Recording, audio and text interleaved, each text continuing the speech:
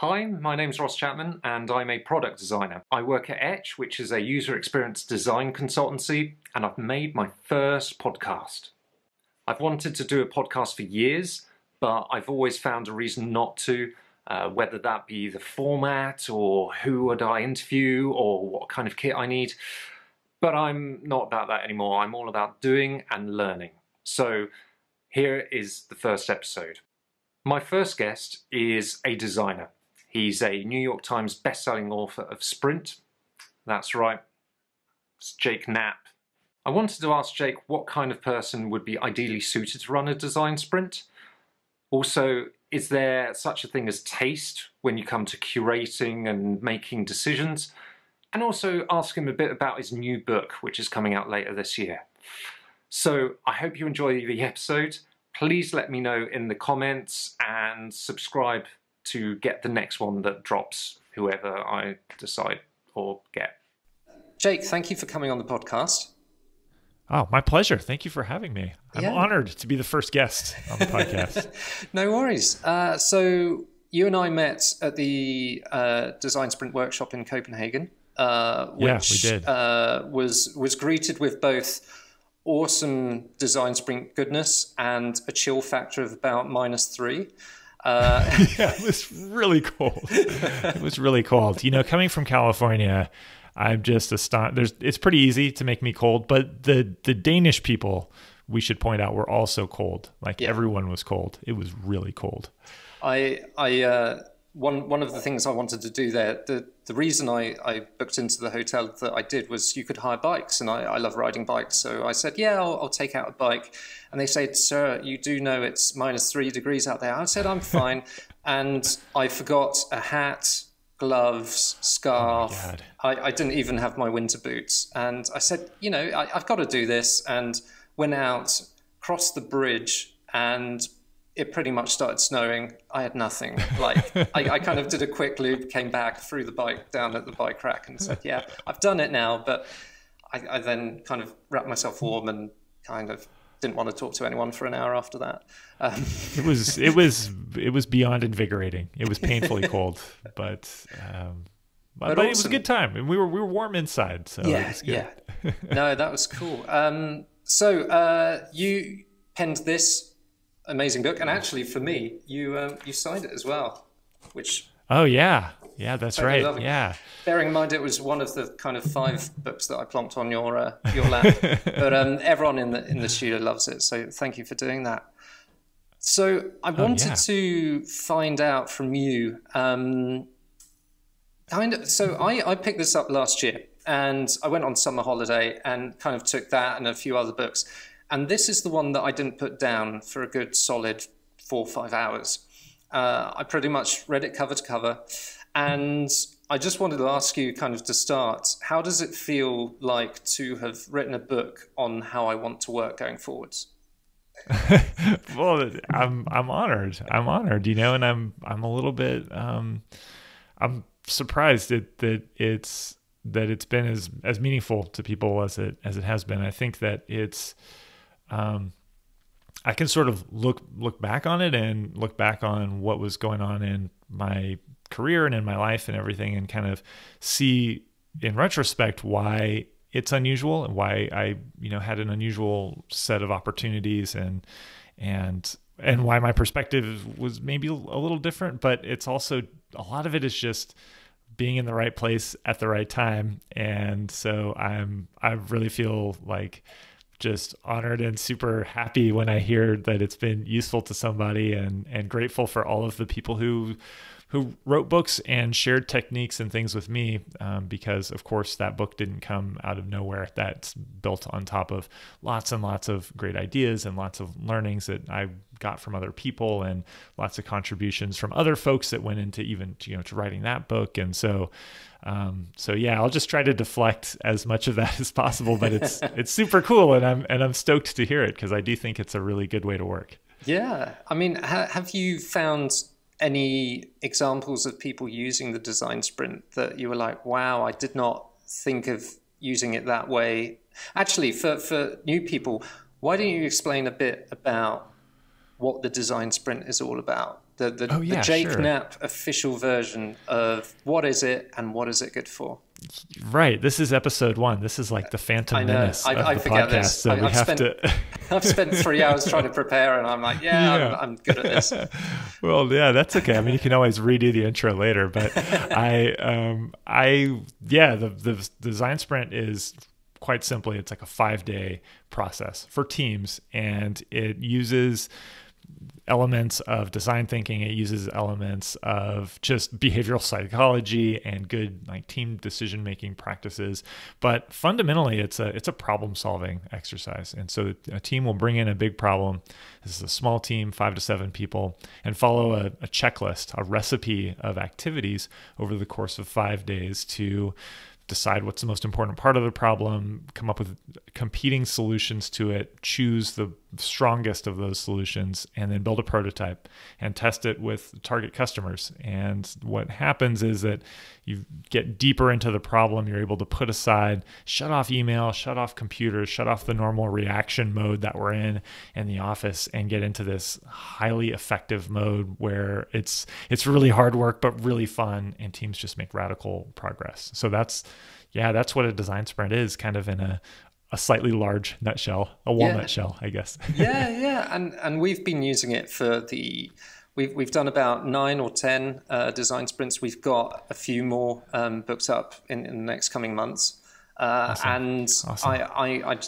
I can't wait until those weeks kind of land. I'm like, and any other thing, I'm like, yeah, this is great. But because there's so much purpose behind the design sprint, and knowing that you can go from nothing to something in just a few days is certainly how I want to work as a product and UX designer.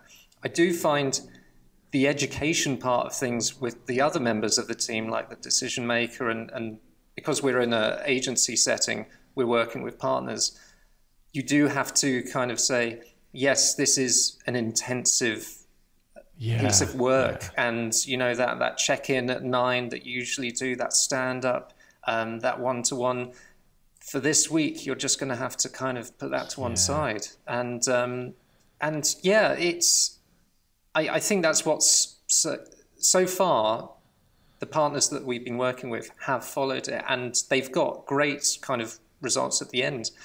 Some of the feedback we've had is you worked us really hard, but I'm so glad that we did that.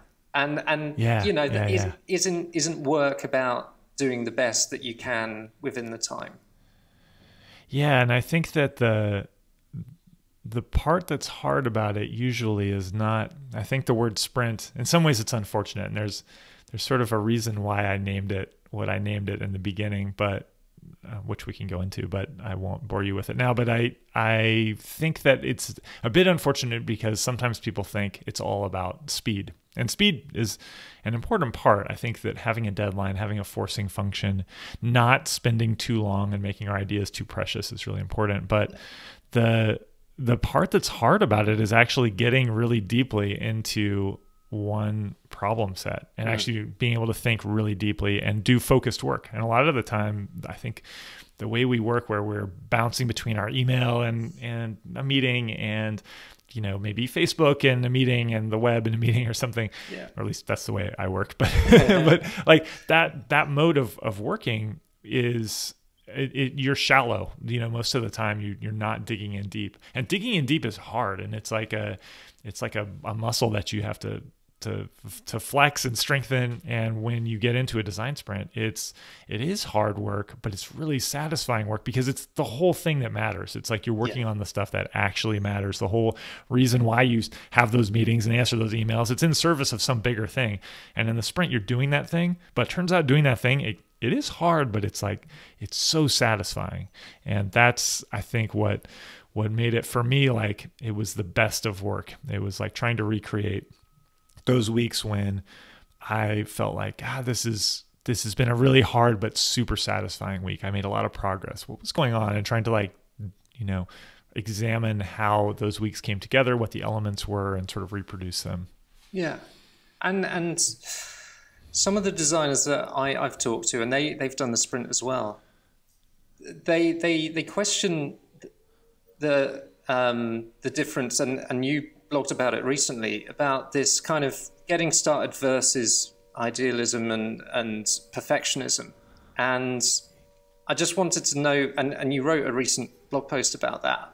Yeah. How have you found to best explain that, good is good enough and we've got to keep the tempo? Because, speed is important, but you've got to do the good work. And that's why I think those exercises, and by the way, the way that you explain it in plain English is so useful, because consider the map.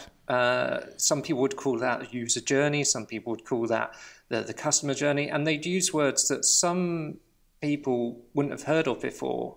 And you've started to kind of de-jargon the way we work, which, is awesome. I'm starting to say, let's do a map, and people can kind of figure out that you start at the left and you go to the right, and there's a destination, there's, and with user journeys, when you ask, and I've done in the past, oh, if you got the user journey, they're like, oh, I don't know, give me a few more hours, maybe I'll find one. And that's what I like about the sprint book. It's saying, here are the exercises. You kind of fill the gaps, but we're asking you to fill the gaps well, and kind of get to that point where, because there is an onboarding, you have to do it a few times to kind of get conversant in it.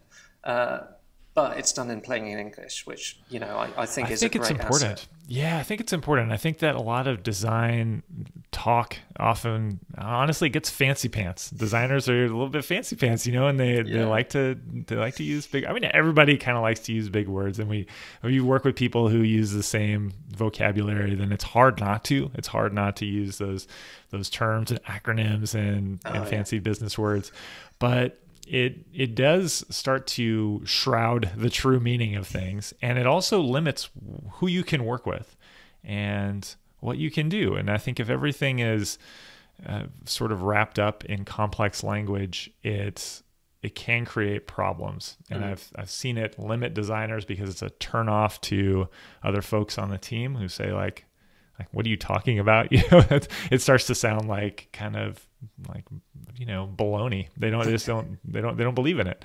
And I'm not to say that customer journey map, I mean, that's pretty plain English, but it is a specific kind of thing. And so you're right. There's also an element of like, look, what's the most basic thing we can do? And I'm also guilty of like giving things names, like in the sprint, we have like lightning demos, and we have, like a battle royale or the rumble when we have, a couple things that compete with each other.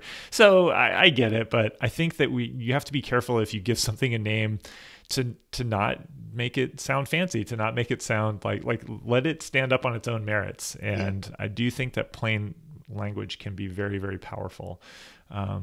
But you also got to know what you're talking about. Sometimes I guess what happens is fancy language becomes a mask for like trying to pretend you know what you're talking about. And with plain language, you can tell. If somebody knows or not. Well, I've certainly had a few, past experiences outside of agency work where, someone around the table will say something and everyone's like, yeah. And then if you kind of unpick it a bit, they don't know.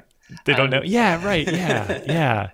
I mean, I've certainly felt like coming into doing work in software, I was like, I didn't know what I was doing. And when people used fancy terms, and I was like, oh, gee, like I would be one of those people being like, oh yeah. Like a turbo encabulator. I know what that is. And then, and then inside I'm like, oh my God, like, what is that? I'm trying to pick up context clues from the conversation. And, anyway, it's helpful. I think if you can speak plainly, it definitely helps. And I think it can actually give folks, whether you're a designer working with engineers, or whether you're a product manager working with designers, or whether you're, a salesperson, I mean, whoever you are working with, like people who don't share the same work day that you do. If you can use plain language, you start to be able to work with more and more people. I mean, it's like learning someone else's language, and traveling to another country. Like you just have more places you can go and more things that you can get done. So it's important to try to strip away. And I often think that even the exercise of like thinking through, what are we doing? how do we explain this to somebody else? And how do we make that language simple and short? Is a really good exercise. Like, it helps you understand what you're doing better if you can say it without a fancy word. But here I've used a lot of words to describe that. So I should switch. Your other question was a really good one about speed and actually when do you do the work that is careful, deliberate work that's required for high quality? And when does that become an obstacle? And I think that the sprint, earlier we talked about the speed of the sprint and how a sprint is hard work. And the speed is really meant to help you let go of perfection. Like, that's one of the biggest things. It also allows the team to hold a lot in their short-term memory so they can do deeper work. But it's largely, for me as a designer, I realized that when I didn't have forever, or when I didn't even have, weeks and months or just an endless amount of time to work on something, like, my first well thought through solution was really pretty good. And I would learn much more from putting that solution in front of customers than I would from continuing to perfect and refine. But what would happen if I continued to perfect and refine is I'd start selling my teammates on it, and I would become really emotionally attached to it. And pretty soon we're all attached to it emotionally, or we just feel like we're committed to it. And it becomes much harder to learn from talking to an outsider. Yeah. And yeah, you're right. I wrote a post about this recently because on our podcast, we interviewed Jason Fried, who's the founder of Basecamp and has written a few books that I really admire, that like Rework and Getting Real, which was sort of the original form of Rework, which I read really early in my career. And it was like super inspiring to me. And he was talking about how important it is to get things out in the world fast, and how when he writes a blog post, he just says, I'm just going to spend 15 or 20 minutes and then that's it. I'm going to publish it. And if I get it wrong, whatever. And it's sort of easy for him to say because he's an amazing writer and he has tons of practice. And as a CEO, he's been running this company for 20 years and he's excellent. He's one of the top product people, I feel like, in the world. So, you have to take it with a grain of salt. But there's a great lesson in there, which is that when you wait too long, when you stew on things too long and second guess yourself, that you sometimes lose, I think you lose authenticity. You can lose the heart of whatever it is, whether it's the design for your product, whether it's the idea for your business, whether it's the heart of the idea, the argument you want to make in a blog post. And, it's kind of nice sometimes to live life in one take and see what happens and then try to clean up afterwards if you screw up, and like we're doing, and Jason made the point in our podcast, and I'll make it now, like you and I are doing an interview now in one take. And like, if we screw up, if I say something embarrassing, like, hey, it's out there, whatever, people will listen to it. Maybe they'll make fun of me. They'll probably forget sooner or later. Yeah. It's a really interesting point, and it's an interesting perspective that can apply to all kinds of things. Yeah, I think when we started doing the design sprints, the one, it wasn't the first or the second day that kind of caught us unawares. It was the prototyping day, and sometimes we would traditionally take a few more days to kind of perfect that prototype, get that sign off, and all that kind of stuff. And what it does do is kind of hone in on exactly first of all, the kind of smallest form of that prototype, and then you can just revisit it and kind of improve that. And also in the lens of testing it the next day. So it doesn't need to be perfect. And actually on a recent design sprint, we kind of said, look, we know you've got brand guidelines. We'll look at that like afterwards. We're just testing the idea. And we could burn hours just making sure all the colors are right and all the alignment and your tone of voice is correct. But for now, we're just going to get this as close as we can be because we've got a deadline. And that's kind of what I like about it, is you have a fixed deadline and you just work up to that. And you don't have time to investigate this avenue or that avenue. And if you do want to do it, like you say, put it on a Post-it, put it on the wall, and you might revisit it, but actually the test is the kind of you can continue or you need to, start again. And yeah, I like that every week we've got a different project to solve, a different problem to solve. So that's my take on it, I think. Yeah, as you go through that process of on Thursday trying to get the prototype ready, it is very interesting how real you can make something in a day. Like how you can get to, if you have a tight scope, and you do, and you have well planned out what you're going to make, and you do, because in the sprint previously you've done that on Tuesday and Wednesday. So you get to Thursday, you got one day to make a prototype. It's got to be realistic, because part of the whole philosophy of the sprint is we're not going to show people a wireframe or like a paper prototype, which I hate. We're going to show people a realistic thing that they can react to honestly, so that we can believe what they say. Yeah. And we're only going to believe it if it looks realistic, and if we trust that this is a good simulation of what it would be like if we launched. And that's like kind of a big mindset shift. It was certainly for me when I first started doing this and was trying to figure out how to make the best use of a week, how to best start a big project. And I've seen it for a lot of teams. It's like this mindset shift of like, oh, we're used to making things perfect. We're not used to throwing things away. But if you decide we're going to throw things away and you start with that foundation from earlier in the sprint, it's actually it's quite plausible to, as you say, make something that like maybe it doesn't perfectly match the brand guidelines, but it like to the like unaided human eye, it's going to look like a real thing. It's going to look like it came from that brand, it's going to look like real enough, and you'll be able to catch the things that aren't quite right. But getting from 0 to 90% can take a day. And then getting from like 90% to like 100%, it might take weeks or months. Like that extra 10%, it's important, and it's very hard to do. But I think that letting go of that, like that expectation of perfection, is really important in all kinds of things.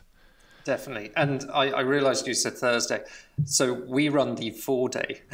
Oh, yeah. Okay. Yeah. Not for any other reason, but on Fridays at Etch, we finish at 3:00, just so we can kind of start the weekend earlier.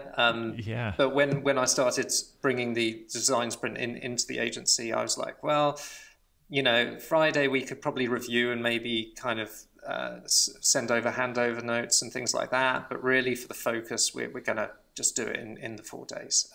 But yeah, the prototyping stage, as a designer, you and which I am, you kind of think, oh, I know it's not the real thing. And you're like, they're going to start trying to click this button and fill this form in and stuff.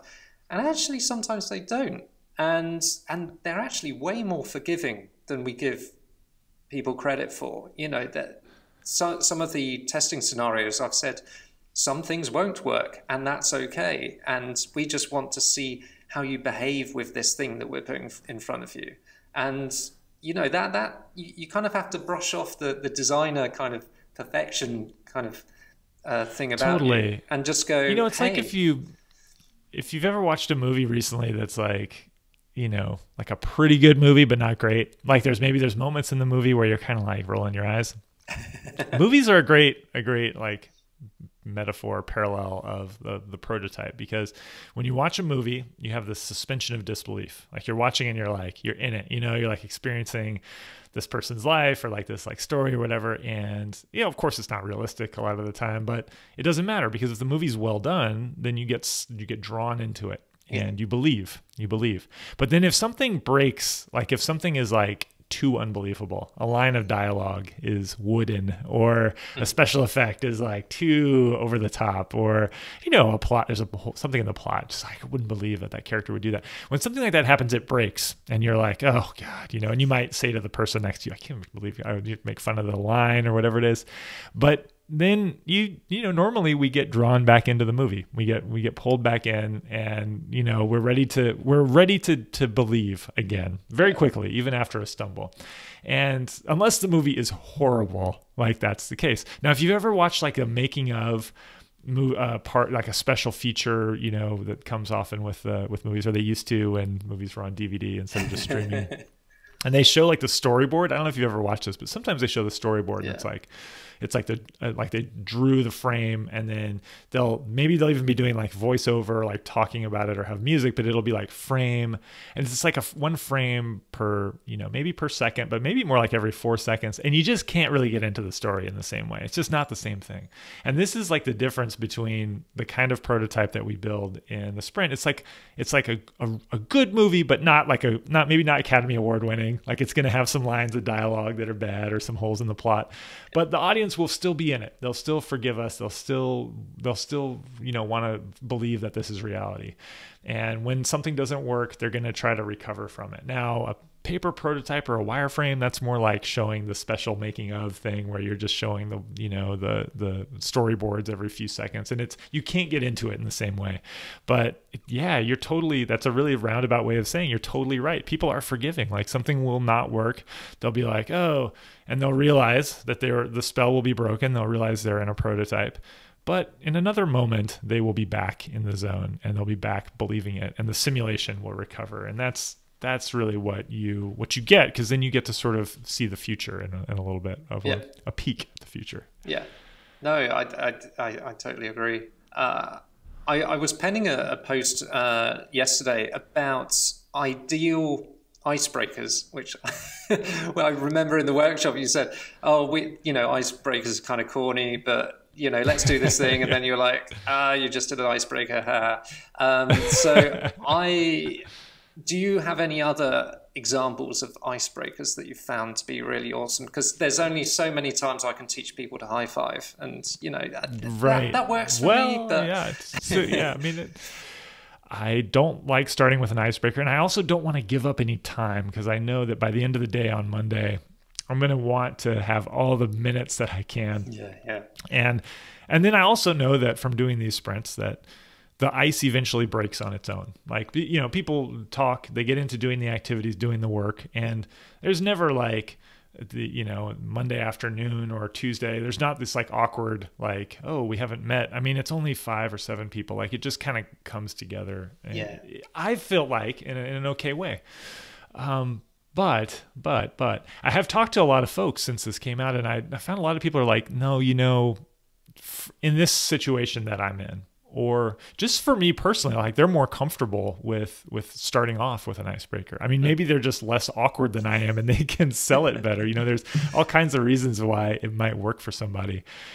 I don't have them. I don't have any favorites. I just skip it. I'm just like, we're just starting. We're going to do introductions. So say your name and just tell us like what your role is in like 2 words. And I write a map on the board so I can see where everybody is sitting, and I can see their names. And I tell people, I'll probably forget your names, but I'm going to look at this. And like, if you see me look at this and then look at you, then I'm like remembering your name.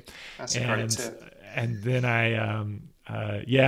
that's from my friend, John Zaratsky, my co-author. He came up with that, and it's brilliant. It works. It's like, it's really nice. You can just be really honest about the name struggle. And then it's there and everybody can see it, which actually if you have a mixed team, it's helpful. A lot of times, actually, not everybody on the team, even if from the same company, will know each other's names. Yeah. So, and then they can see our names too, which is nice, but that's it. Then we'll just get going. And I find that works for me, but it may not work for everybody.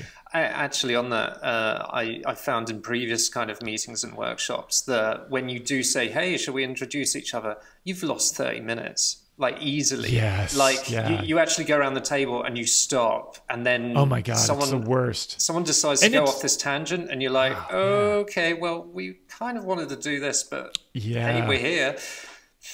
And it's brutal actually to be around that table, knowing that when it's a big activity, when like, oh, tell us, your background, or tell us about yourself.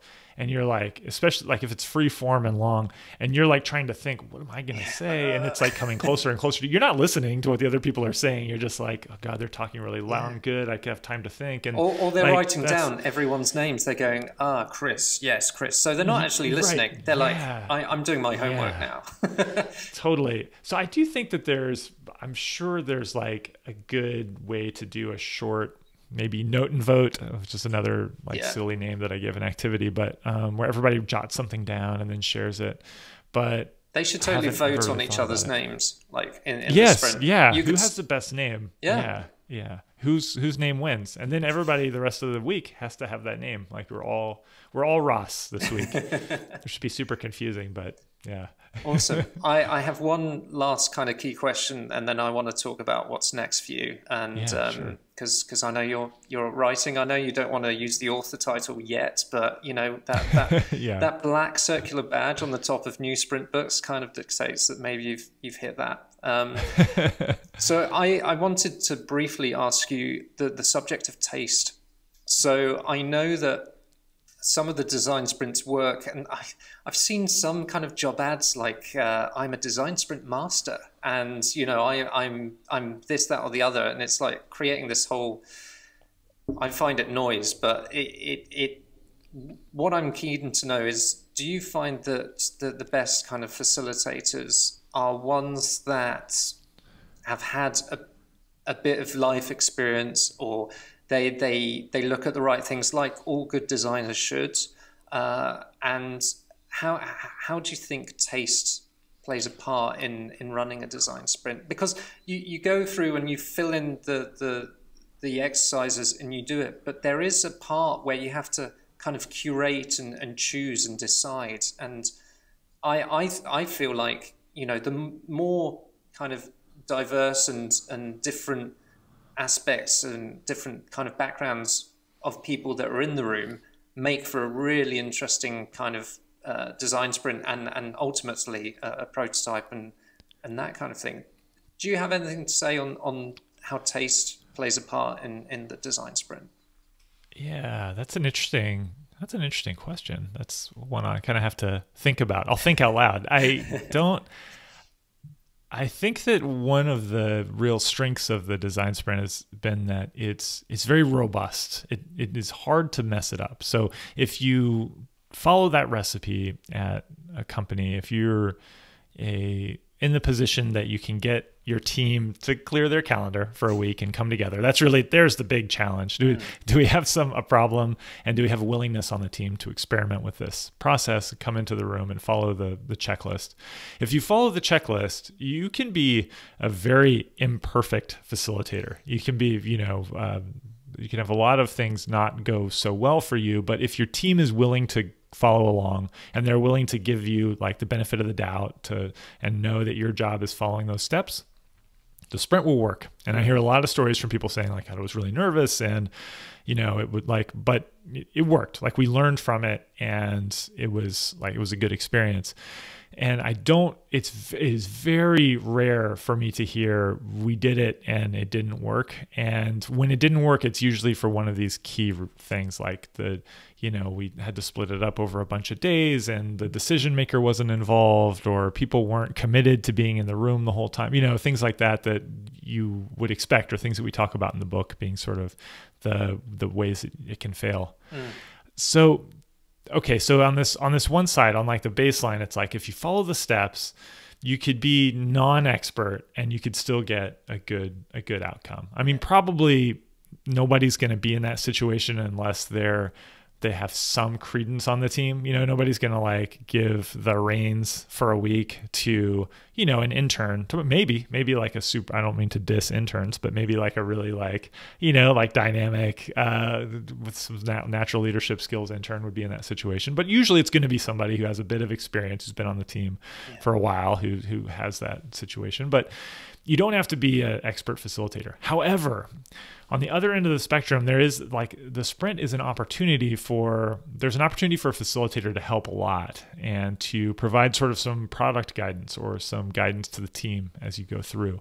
And this is where having an outside facilitator is like this big kind of turbo boost, or like it really augments what the team can do, because an outsider will have fresh eyes on the problem. And if that outsider also has a lot of expertise, if they've built products in the past, if they've consulted with businesses, whatever, if they've like seen these things over and over again, that's where you start to see that repetitions and, like, as you're putting it, life experience really starts to pay off. So if I've seen a lot of different things, and this is when I was working with Google Ventures, I mean, a lot of my job was to come in the room and be an outsider ask stupid questions about why they were doing things. Like, I don't know. I haven't been here. Can you explain why this works? And then try to sometimes like apply, synthesize my outside experience building products or my experience working with other companies and say, okay, I think that when we make the map, I think that this would make sense, or I think that I'm going to suggest, although decider, like it's in your hands to choose the target. My recommendation is that you look in this area because based on what y'all are saying, it seems like blah, blah, blah, or maybe you write a sprint question or two, and maybe you're able to write a really good one because you have that outside expertise. However, the facilitator has a limited amount of influence that they're going to be able to put on the process because it's up to the decider and it's down to the people with the subject matter expertise who are in the room to really come up with a lot of the content. So I think that, a facilitator in combination with a really strong designer or product person who's also able to sketch a strong solution and maybe also help out with the storyboard, which is another really key area where it's going to work, but you can level it up by having expertise. Building the prototype, there's a lot of different places where a facilitator interpreting the customer interviews can really help.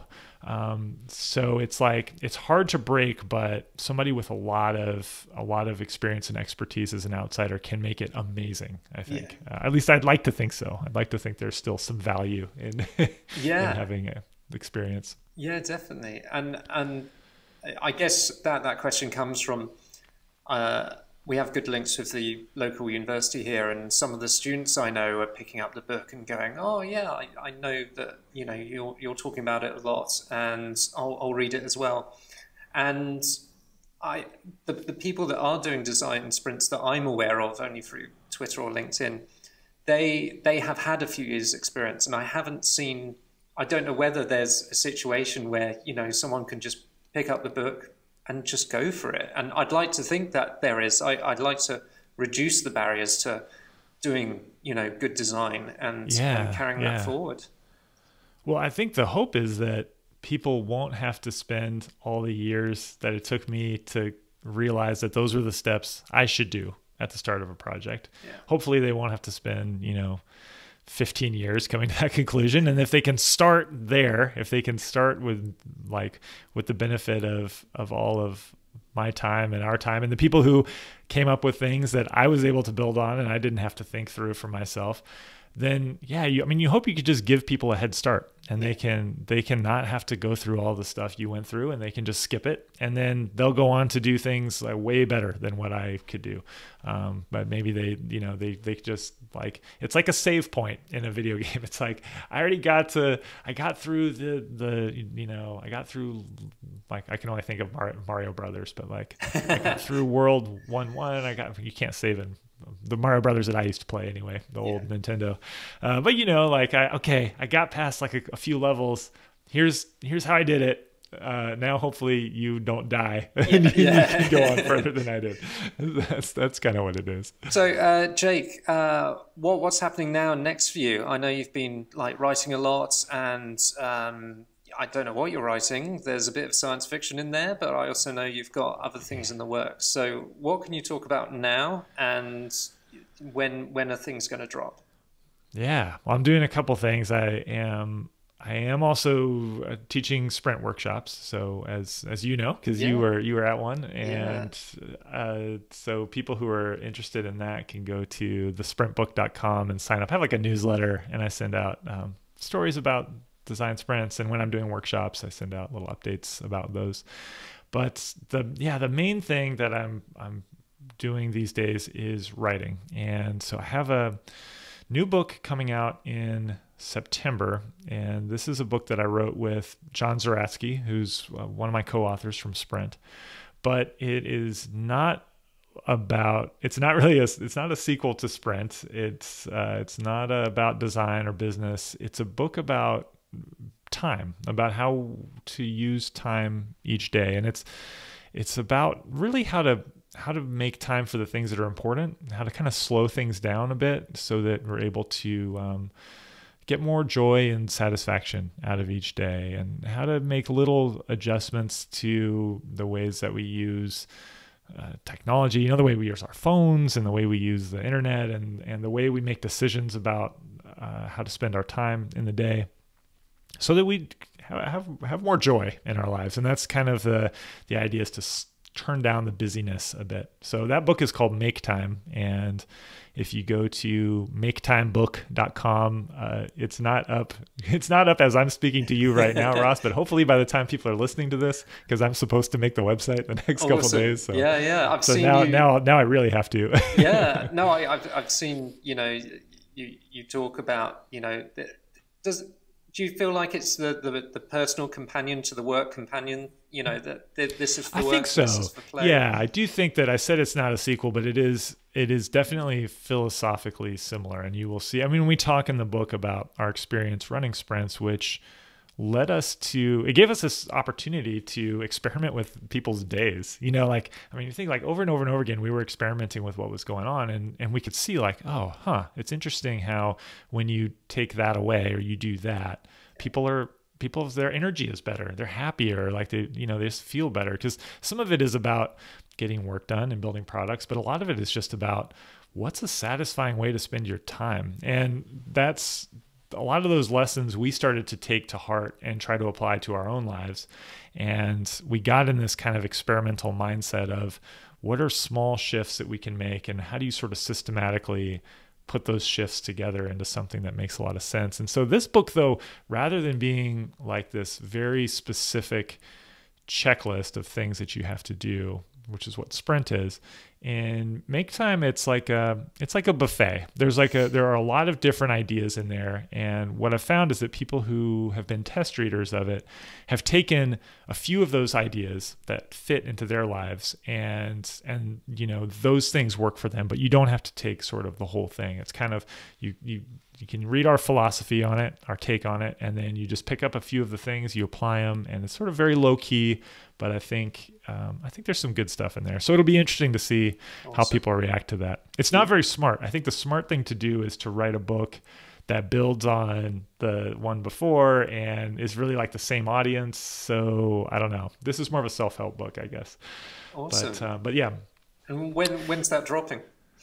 That's September 25th. Awesome. Yeah, so it's a ways away, but the book is actually written. It just takes that long to do all the stuff to publish it. Cool. And you're doing more workshops. Yeah. That's awesome. Doing more workshops and also writing other stuff. So I'm also working on some fiction projects. I have one that's close to finished, and then another one that I'm just beginning, that's science. So I have sort of the one that's almost finished is it's a book like for kids, like it's what you call a middle grade, so ages 8 to 12, kind of a book, kind of a fantasy adventure. Yeah. And then another book that I'm just starting that's like a science fiction book. And I don't know what I'm doing writing fiction. I really just kind of, it's really fun for me. And I enjoy, we talked about hard work. I enjoy doing something that's like really hard and beyond my capacity and trying to figure it out. And so that is not necessarily the wisest path, because it's like a different audience, it's different skills, but it feels right for my life right now to try to challenge, do something that's really hard. Awesome, man. My daughter I'll pick it up for her, and Okay, awesome. She'll give you the an accurate review. Is good. Probably what Yes, yeah. But, well, I don't know if you remember, if you got this far, but there's a part in the Sprint book where I talk about Harry Potter. There's a great story about Harry Potter, and I'll just tell it right now because I enjoy it so much, but I always forget to talk about it. When Harry Potter came out, when it came out, actually, sorry, before J.K. Rowling had finished even writing it. I think she had like 50 pages, and she found an agent, and their agent was trying to sell it to publishers, and nobody was interested in it. Yeah. And she, the agent went around to everybody, and nobody would take it. Not only were people not interested in it, they wouldn't even read the whole thing. They didn't even request the rest of the book.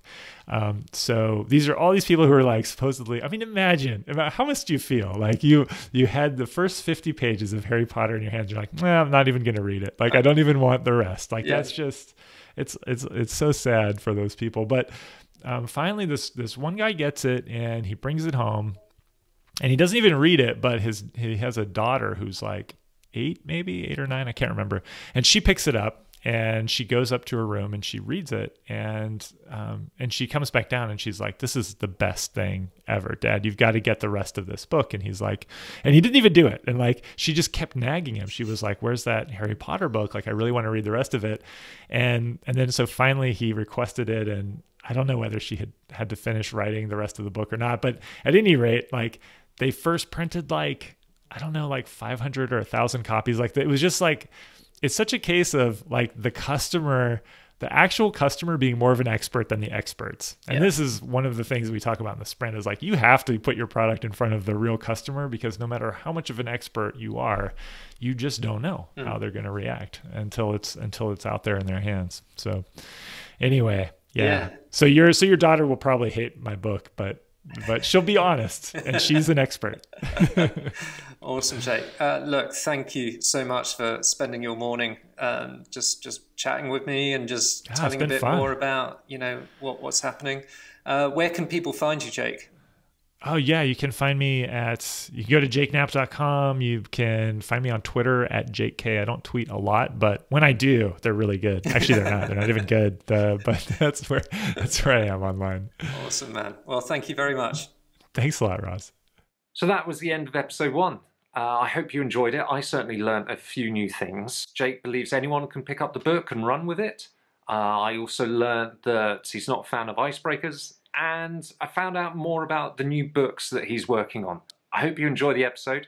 Please let me know in the comments what you've thought about it, whether there are any improvements, whether it sucks, and subscribe to find when the next episode is going to drop. I don't know who I'm going to interview, but hopefully someone just as good. Thank you very much, and there we go.